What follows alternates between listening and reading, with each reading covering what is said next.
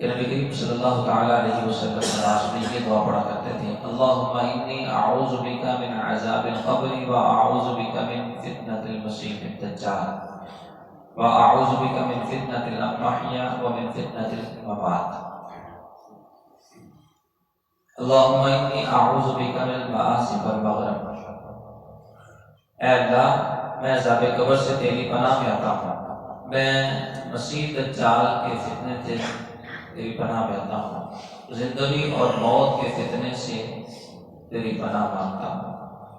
اے اللہ میں گناہ اور قرض سے تیری پناہ مانگتا ہوں۔ پھر کسی کہنے والے نے عرض کیا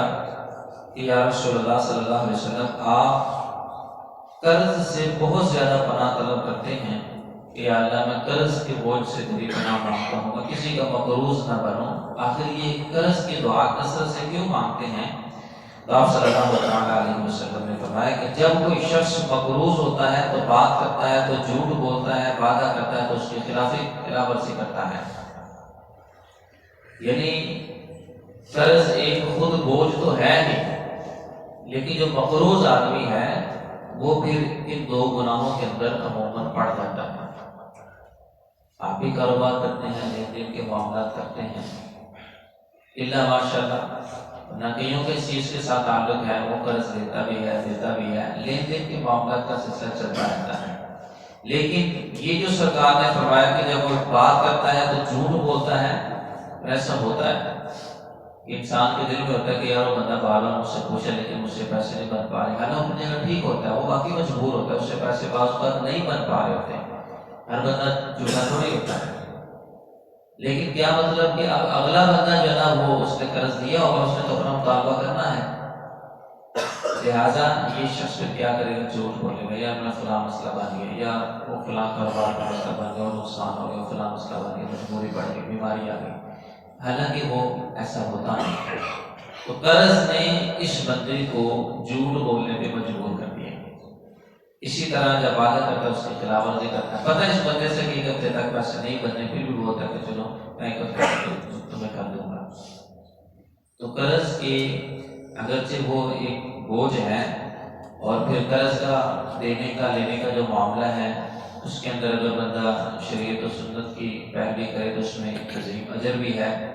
کہ قرض لینے والا شخص جو ہے وہ نرمی سے مطالبہ کرے، جو لینے والا شخص ہے وہ نرمی سے مطالبہ کرے، جو دینے والا ہے وہ دینے میں جلدی کرے، تو دونوں کے لیے فضیلتیں ہیں۔ اور جس بندے نے قرض دیا ہوا ہے، جب وہ بندہ کسی کو مہلت دیتا ہے ایک مہینے کی، تو اگلا بندہ اگر ایک مہینے تک قرض نہیں دے سکتا تو پھر اس لمٹ کے بعد کی جو لمٹ ہے وہ دینے والے کے لیے آزمائش شروع ہو جاتی ہے، لیکن اللہ تبارک و تعالیٰ کی بارگاہ میں اس بندے کو اتنا اجر ملتا ہے اگر وہ مزید اس کو جناب وقت دیتا ہے کہ ٹھیک ہے میں تمہیں ایک اور مہینہ مہلت دیتا ہوں، یا وہ اس سے پوچھتا نہیں ہے، وہ جتنے بھی دن آگے اس قرض کے اوپر گزرتے ہیں پھر ہر روپے کے بدلے میں اللہ تبارک و تعالیٰ اس کو 18 گنا 100 عطا فرماتا ہے۔ یعنی کہ عام بندہ اگر کوئی اللہ کی راہ میں 1 روپیہ صدقہ دیتا ہے اس کو 10 گنا اجر ملتا ہے، لیکن اگر کوئی شخص کسی قرض دار کو مہلت دیتا ہے تو اس کو پھر ہر روپے کے بدلے میں 18 گنا زیادہ ثواب دیا جاتا ہے، ثواب اس کا بہت زیادہ ہے۔ لیکن قرض چونکہ قرض ہے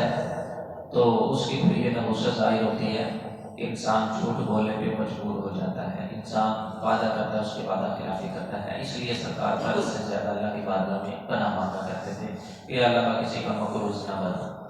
اور حقیقت بھی یہی ہے کہ جب تک کوئی بڑی شدید مجبوری نہ ہو بندے کو قرض نہیں اٹھانا چاہیے۔